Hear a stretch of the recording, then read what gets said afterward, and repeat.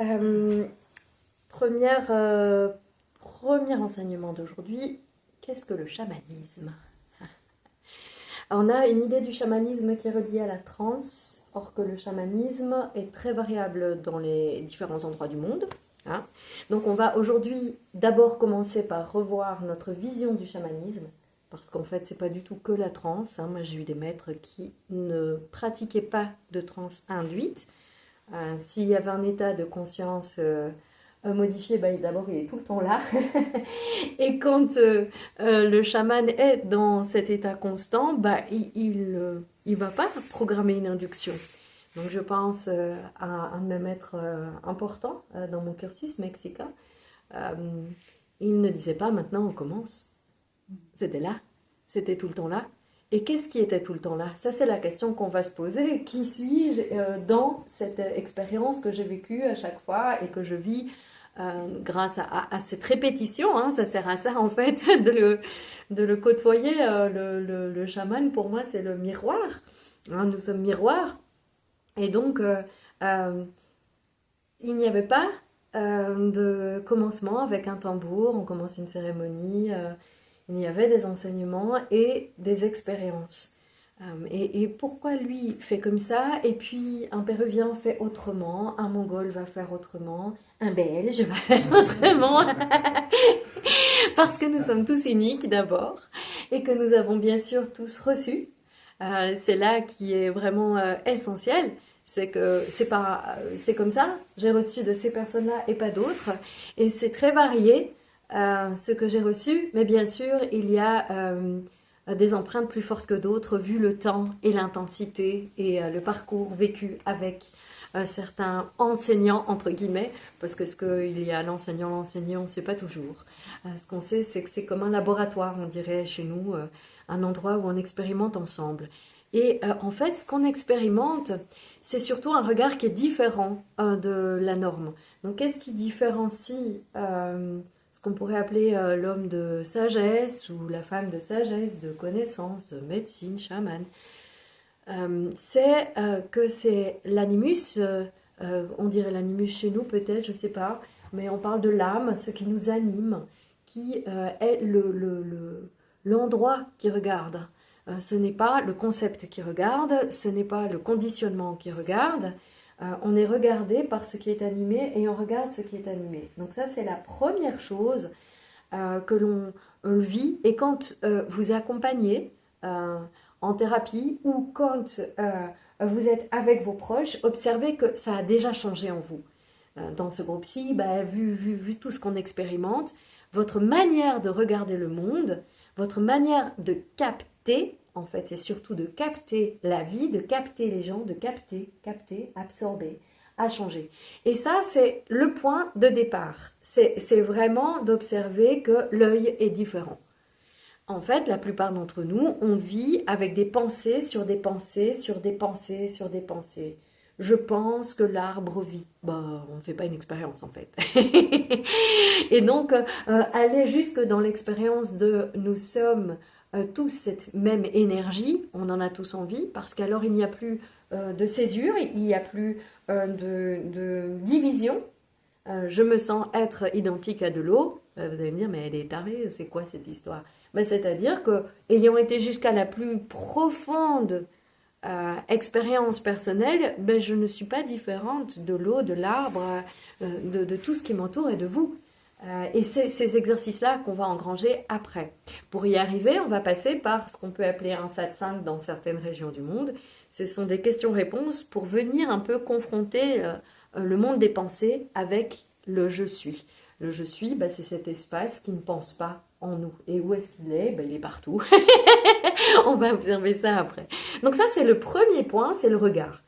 Le deuxième point, c'est que le rapport au je est différent. De nouveau, on en revient au regard. Le rapport au je, c'est que ce qui nous entoure est aussi important que ce que l'on vit. Par exemple, les bouddhistes, dans leur vision, vont dire, là je parle de l'aspect plus chamanique, vont dire les autres sont plus importants que moi, Mais on pourrait le voir dans leur philosophie, les autres sont plus importants que moi. Alors, pour notre ego, ça c'est pas possible. Moi d'abord, hein, je dois prendre soin de moi. Qu'est-ce que veut dire les autres sont plus importants que moi? Ça signifie qu'en fait les autres ne sont que moi. Déjà, nous ne sommes pas différents. Si je suis de l'eau, je suis aussi vous. Et donc c'est au travers de ce que j'observe à l'extérieur que je vois comment je fonctionne, comment se fonctionne cet être qui bouge là maintenant. Donc cette notion de, ça peut paraître extrême, mais de nouveau, l'extérieur et l'intérieur, il n'y a pas quand est-ce que ça commence l'extérieur, on ne sait pas. Donc il y a une unité qui se crée toujours plus. Et d'ailleurs, pour les écoles de chamanique qui vivent la transe permet de décloisonner. En fait, hein, c'est la première fonction qu'elle va faire, c'est décloisonner. Elle a une fonction chez nous qui est beaucoup trop égocentrée. Je parle de la plupart des gens qui vont s'y intéresser. C'est pour moi que je vais vivre une transe. Non, la transe, c'est une action collective. C'est-à-dire qu'on est beaucoup plus proches ensemble dans le village, la tribu, du fait de vivre des états profonds ensemble. Donc c'est avant tout un état profond qui nous fait ressentir que nous sommes tous l'amour et que nos couleurs différentes font des arcs-en-ciel, des peintures, tout ce que vous voulez, mais ne sont pas autre chose que ça. Et donc il faut des états, c'est vrai, il faut, ou en tout cas ces états sont bienvenus pour nous rappeler qui nous sommes. Donc en fait la transe, quelle que soit son induction, la prière, la méditation vise à la même chose, c'est décloisonner. C'est décloisonner ce que dans notre société cloisonne très fort. Donc tous les conditionnements sont des cloisons. Donc est-ce qu'on va vivre sans conditionnement? Ça je ne sais pas en fait. Ça je ne sais pas, mais les regarder, ça c'est un premier point. D'ailleurs, on dit que de celui qui s'éveille, qui se sent extérieur à la société, ça ne veut pas dire qu'il ne se sent pas dedans, mais il est vécu pour les autres comme extérieur, c'est-à-dire qu'il n'est pas conditionné de la même manière. Mais il est possible qu'on nomme le fait que je me sente être égal ou identique à l'eau est un conditionnement, pourquoi pas? Puisque je le nomme dès qu'on nomme, c'est un repère donne un conditionnement. Donc en tout cas, les conditionnements qui rendent malade sont vus. Les conditionnements qui font du bien sont vus. C'est un conditionnement de s'embrasser, ça peut faire du bien, vous voyez? Mais c'est vu. C'est-à-dire qu'on apprend à observer qu'il y a en nous un silence qui est là et qui observe. L'observateur vient juste après le silence et il observe tous ces conditionnements, toutes ces manières d'agir. Et c'est là que va naître la liberté naturelle de l'esprit.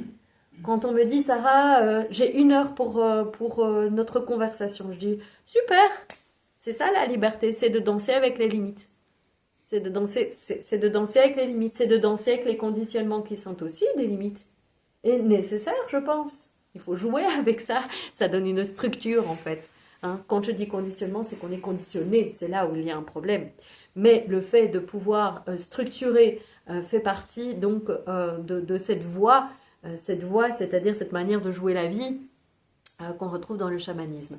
Un point suivant qui est dans le chamanisme, qui est erroné, c'est le fait que, par exemple, on va prendre les Indiens d'Amérique du Nord, le soleil serait le grand esprit.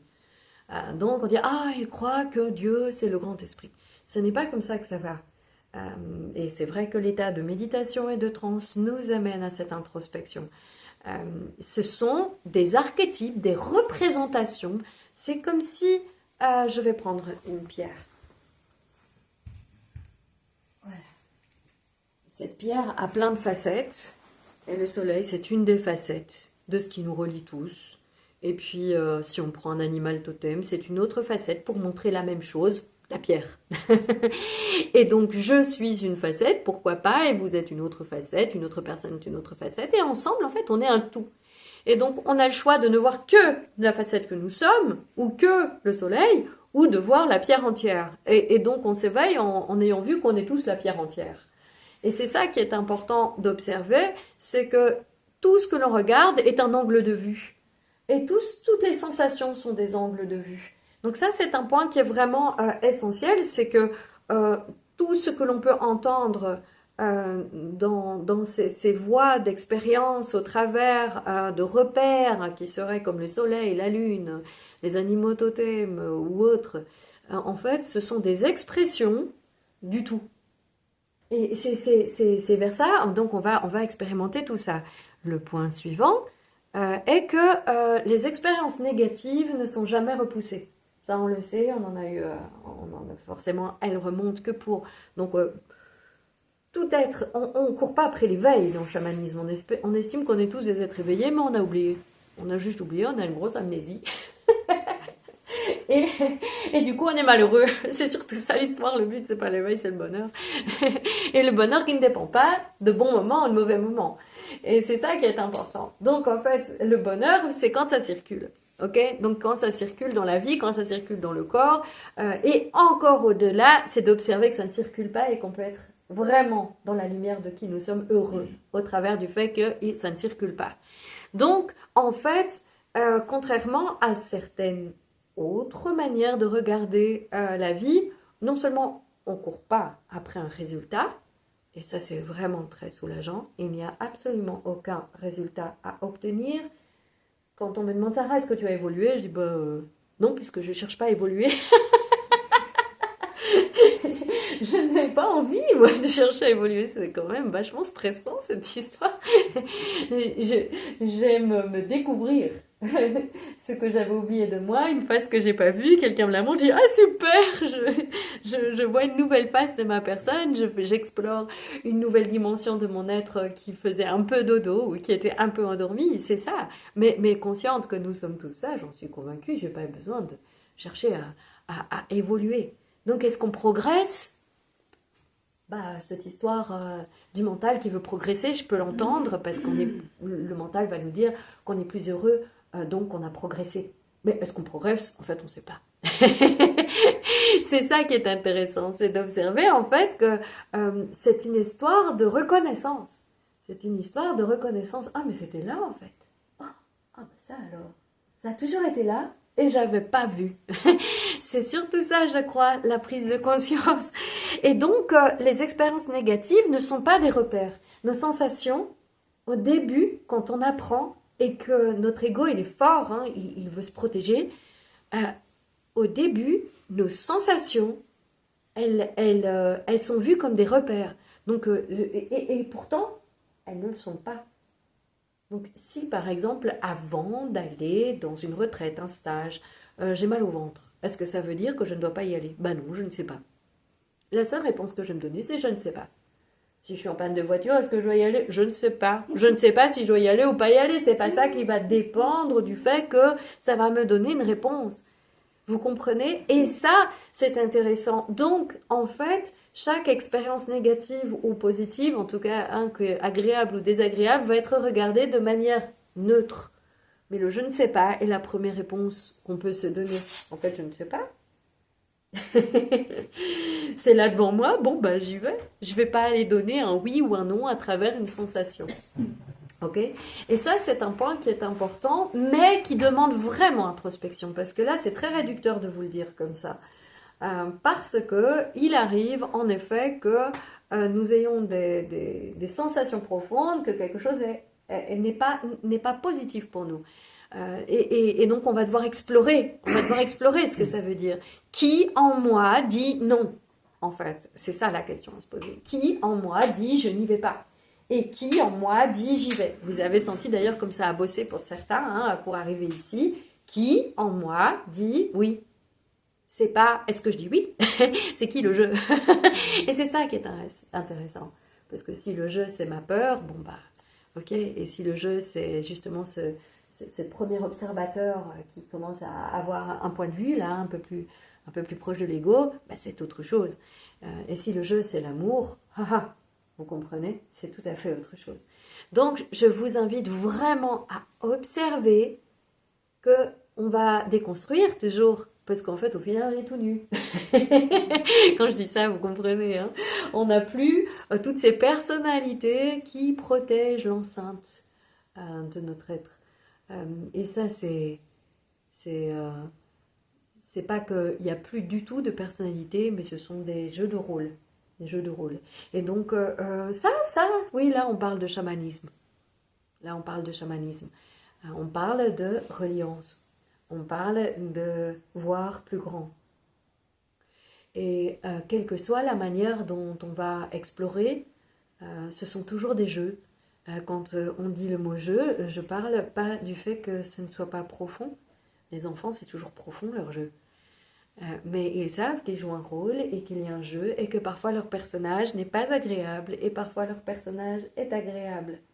C'est le jour où on quitte cette sensation qu'en fait on joue un rôle que ça devient compliqué. On se prend dans le rôle. Okay? Et donc c'est ça qu'on déconstruit. J'observe s'il y a d'autres choses à vous dire sur là maintenant l'expérience du chamanisme. Ce n'est donc pas une religion, ce n'est pas une philosophie. Et qu'est-ce que c'est? C'est l'humain. C'est l'humain, tout simplement, c'est la vie. Et ça, c'est très rassurant. C'est que il n'y a pas quelqu'un qui sait et quelqu'un qui ne sait pas. Il y a un reflet, quelque part, qui se montre. Il y a un reflet qui se montre à travers une personne. Et vous êtes le reflet aussi. Et c'est là où la notion, notamment du pouvoir,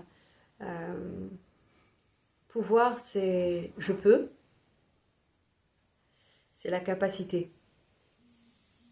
Et donc, si on s'intéresse à un enseignant, à un partageur du chamanisme, un chaman, une chamane, si on s'intéresse à venir, c'est pour ce que cette personne réalise en elle. Ce n'est pas pour un savoir qu'on va accumuler. C'est pour le jeu du miroir. C'est pour ça. C'est important d'observer ce que cette personne a exploré elle-même. Parce qu'en fait, c'est là où ça se vit. C'est uniquement au cœur même de l'être. Nous ne sommes que des êtres ensemble en train de jouer. Et quand on dit le chaman a une trousse médecine, ça veut dire qu'il a accumulé des expériences et la connaissance. Et donc, qu'est-ce que spiritualité? Parce que ça aussi, c'est dans le cœur du chamanisme. Quand on regarde spiritualité, la esprit, c'est ce qui est à l'origine de la matière. C'est le truc, c'est l'endroit le plus nu d'une plante. C'est l'endroit quintessentiel, c'est-à-dire l'huile essentielle est plus proche de l'esprit de la plante. Et donc, quand on parle de spiritualité, on ne parle donc pas de dogme, on parle vraiment de ce qui va animer le fait de créer et puis de faire. Or que dans notre société, spiritualité, on le met au-dessus, c'est la cerise sur le gâteau. Moi, spiritualité, c'est la souche, c'est carrément le plat du gâteau, quoi. C'est le socle. c'est la base du gâteau, c'est le vital. C'est la farine du gâteau. C'est vraiment les ingrédients primordiaux de ce gâteau. C'est vraiment l'essentiel qui va permettre la création d'un gâteau qui est quelque chose de complexe. Donc ça aussi, c'est une inversion essentielle. On n'est pas spirituel pour se rajouter un truc dans notre vie. C'est parce qu'on est spirituel qu'on a une action qui sera génératrice dans notre vie. Donc en fait, la spiritualité, c'est le fondement. Quand je dis le fondement, c'est ce qui nous permet d'être l'amour et donc d'avoir des actions qui donnent du bonheur, qui donnent à long terme, à court terme, selon les conditions et les systèmes dans lesquels nous vivons. Mais c'est important d'observer que spiritualité, c'est pas le truc en plus dans votre journée. C'est le début, le milieu, la fin. Quand je dis ça, c'est que c'est le cas pour tout le monde, qu'on s'en rende compte ou pas. Observez, toute personne va chercher le bonheur. Et toutes ces actions, elle va les mener pour une forme de bonheur. qu'il soit vu comme égoïste par vous, altruiste, j'en sais rien. Mais c'est ça, spiritualité. Et donc, si on veut être heureux, il y a une première chose, c'est être présent. Et donc, les exercices qui arrivent là maintenant, deuxième étape, ce sont des exercices qui vont amener des exercices, des expériences, des explorations pour amener à la présence. Cette présence, c'est la spiritualité. Vous saisissez? Et donc, c'est l'esprit. C'est mon esprit. et donc, il faut la replacer au bon endroit. Il faut la replacer au bon endroit. C'est pas un petit moment dans une journée, c'est tout le temps en fait que toute personne recherche cet état de quiétude, de paix, de bonheur, de tranquillité, ou de pouvoir danser les obstacles ou les conflits avec amour, avec justesse, on pourrait dire. Et on va se poser les mots d'ailleurs, qu'est-ce que pureté? Qu'est-ce que spiritualité? Parce que chacun a un point de vue là-dessus, mais au final, on va devoir apprendre à observer ça d'une manière vraiment défaite. On va déconstruire tout ça. Voilà pour le programme